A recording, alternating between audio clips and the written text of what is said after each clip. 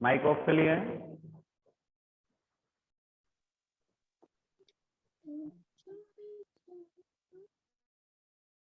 देखेंगे chapter the earth in our in the solar system है ना, दैट वाज रनिंग, और we have completed up to here, and from today we have to study the solar system, right?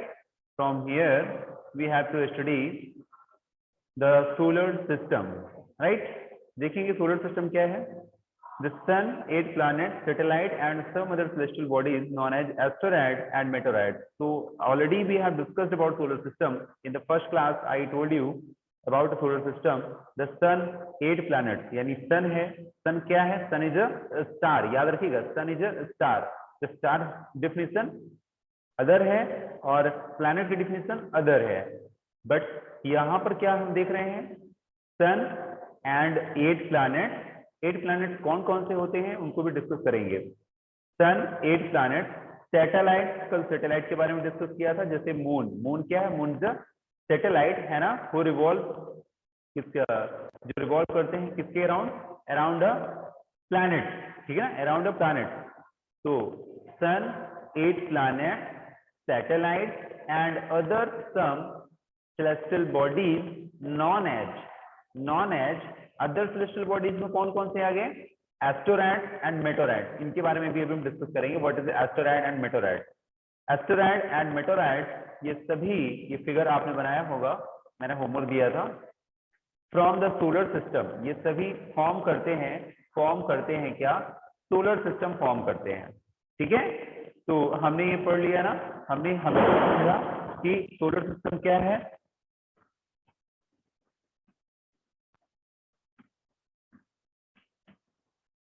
Solar system, तो हमने कहा कि solar system है सन, इसके बाद प्लैनेट, 8 प्लैनेट है ना, सन और अदर सेलेस्टियल बॉडीज है ना, जो हमारी अदर सेलेस्टियल बॉडीज हैं, उन सैटेलाइट को भी जोड़ लें इसमें। देखिए मैं बुक भी आपके सामने कर देता हूं, ये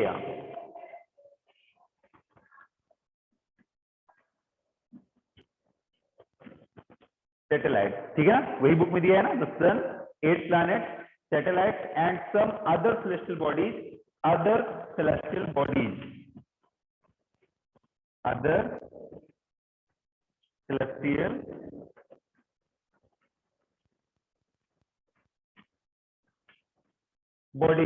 है ना, अदर सेलेस्टियल बॉडीज। तो देखिए सन क्या है आपका, स्टार है ना, और इसकी डिफिनेशन अलग होती है, बट सन जहां पर एक ऐसा सिस्टम जहां पर सन हो, 8 प्लैनेट्स हो, सैटेलाइट्स हो और अदर सेलेस्टियल बॉडीज हो, लाइक एस्टेरॉइड्स एंड मेटोरॉइड्स, ऐसी कहीं पर भी कोई ऐसा सिस्टम दिखे हमें, तो हम उन्हें सोलर सिस्टम कहेंगे। क्या बोलेंगे हम उन्हें? सोलर सिस्टम कहेंगे, राइट।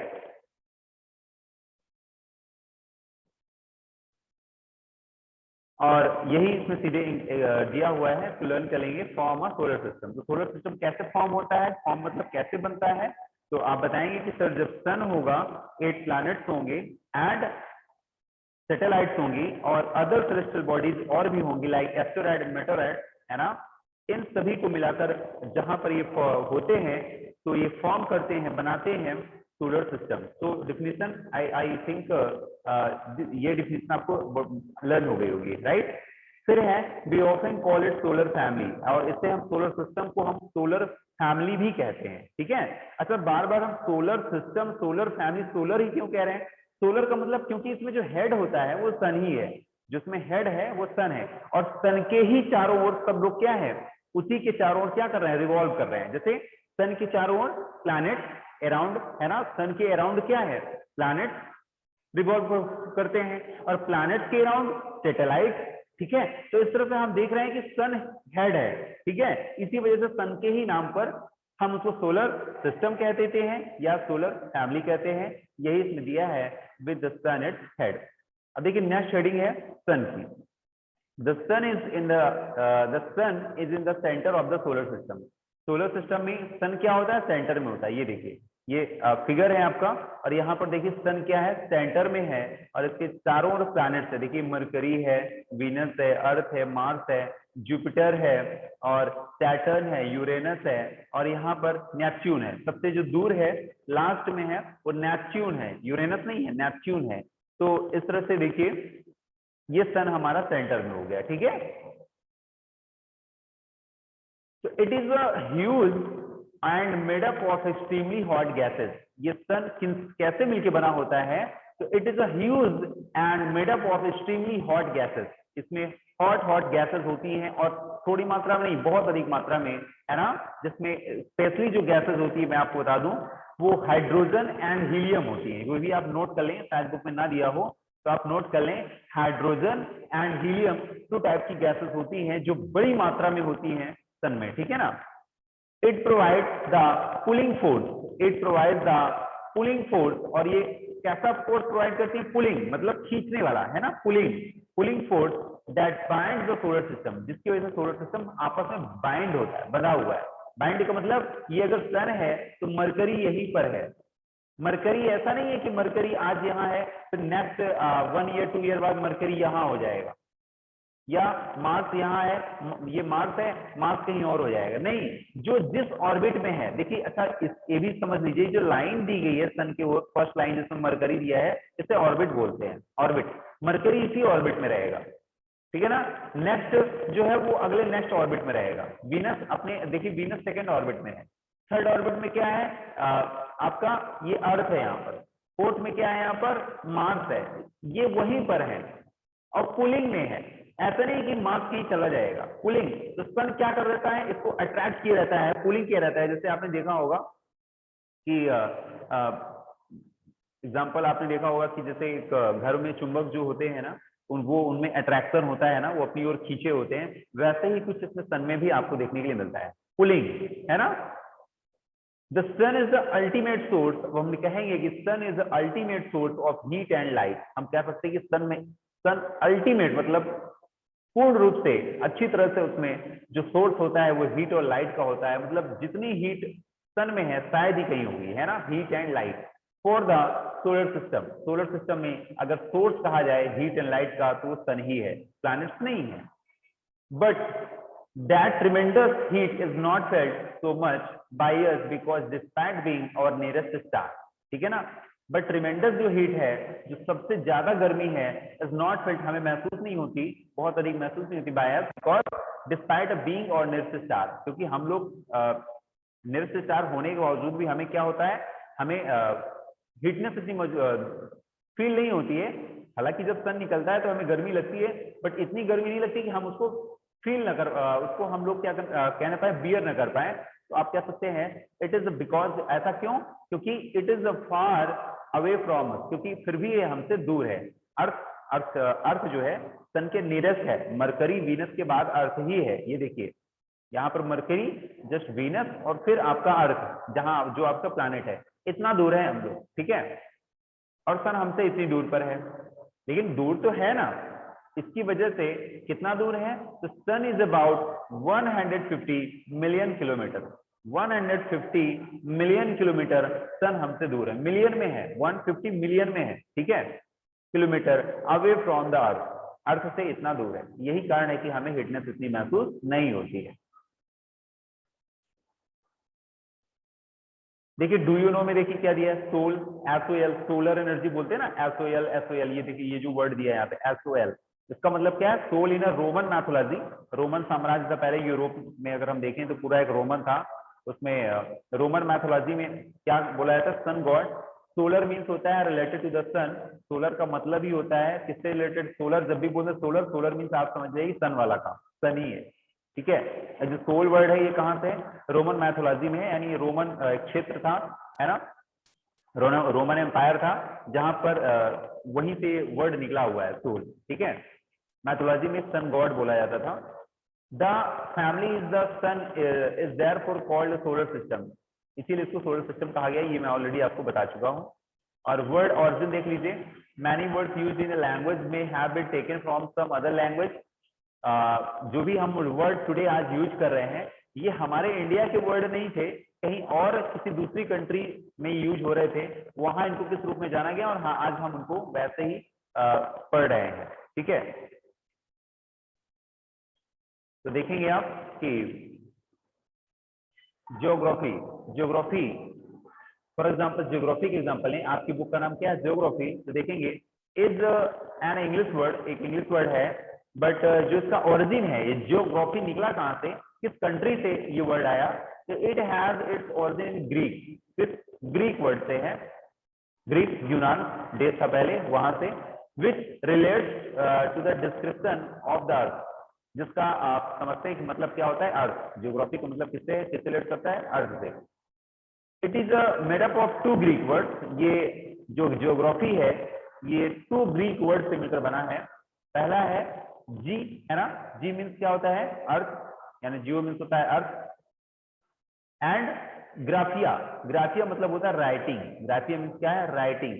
तो जिस मतलब हम अर्थ के बारे में जब हम कुछ राइट करते हैं, लिखते हैं, तो वही तो बुक है आपकी ज्योग्राफी। ज्यो मतलब जी मतलब क्या हो गया, अर्थ, और ग्राफी मतलब हो गया राइटिंग, यानी अर्थ के बारे में जिस बुक में लिखा हो उसको ज्योग्राफी कहते हैं, वही आपकी बुक हो गई, है ना। और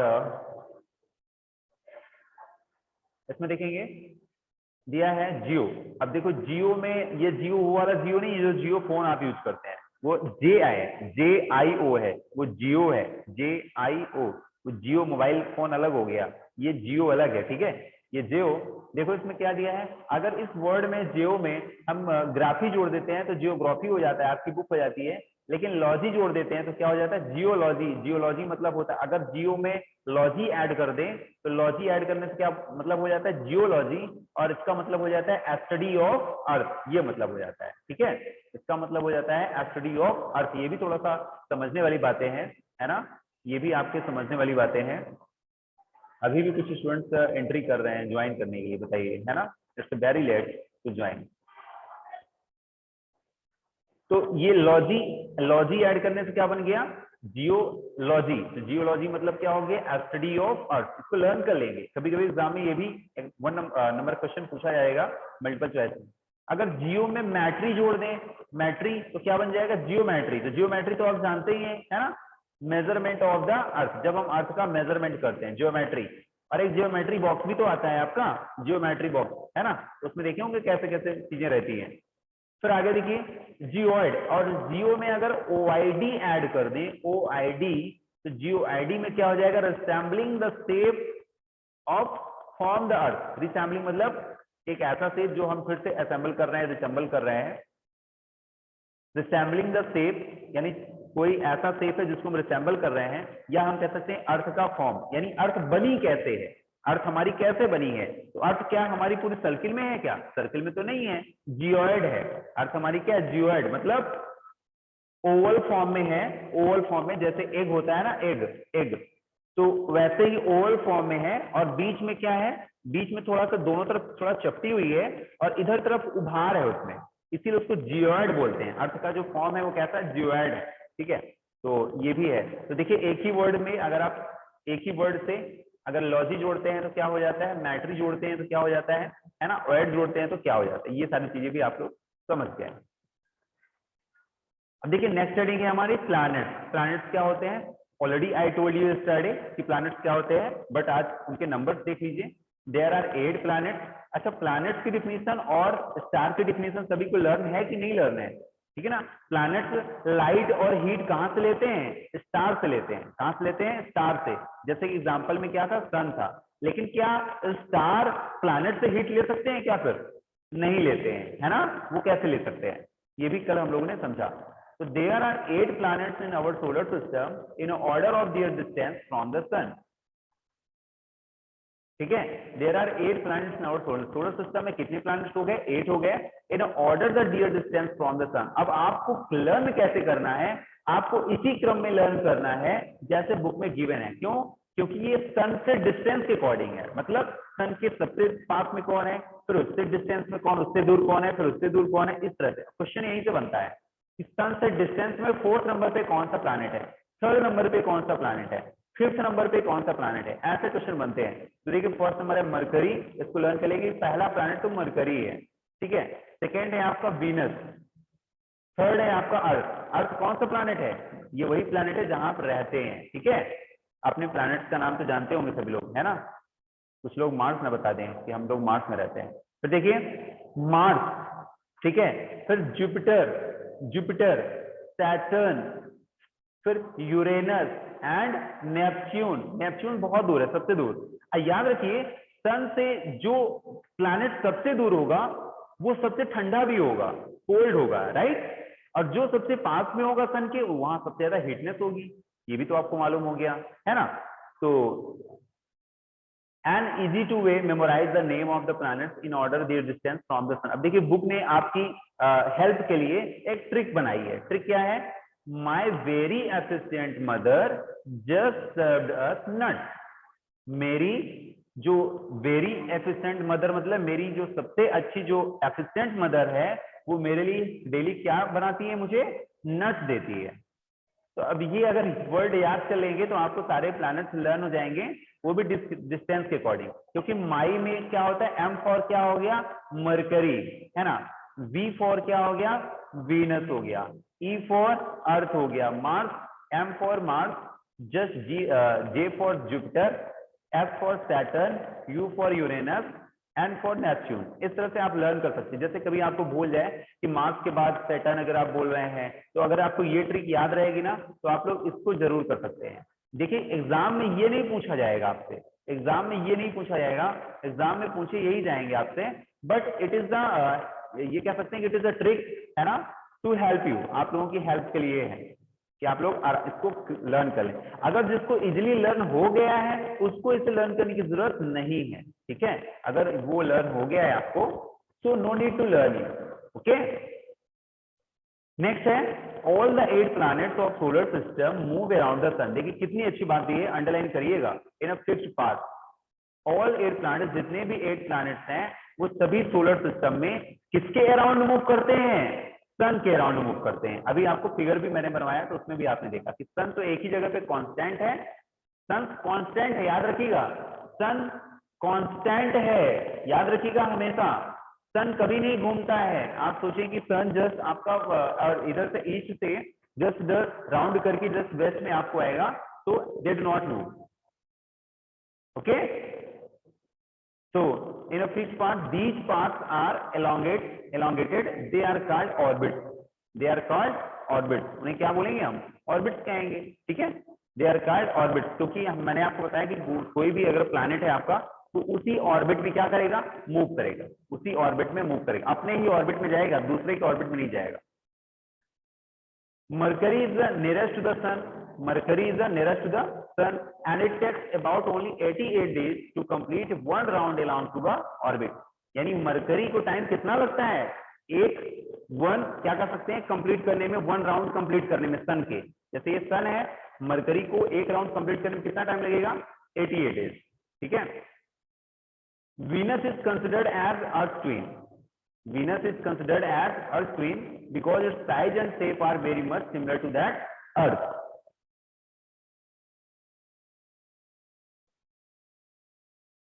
Okay, so students from tomorrow, है ना, from tomorrow from this paragraph, it will be discussed, okay, and we'll complete the Earth, ठीक है।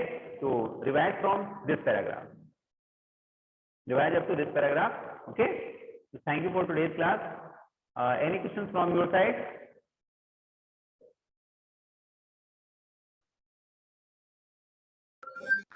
Thank you, sir. Thank you, sir.